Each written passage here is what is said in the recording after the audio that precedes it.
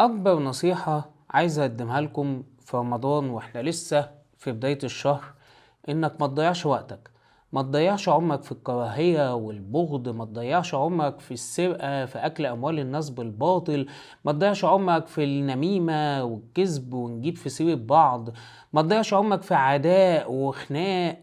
في النهاية أنت إنسان، أنت ضعيف، أنت مش هتخرم الأرض ولا هتشق السما، انت مش هتخلق جناح بعوضة ولا تقدر تجيب حبة بعوضة اخدتها منك.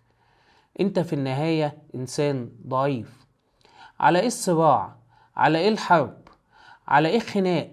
هيجي على اعدائك في يوم مش هيعرفوا يقوموا من على سريرهم عشان يضايقوك، مش هيعرفوا يحطوا مفتاح العربية في العربية عشان يجولك في مكانك ويتخانقوا معاك او يزعلوك.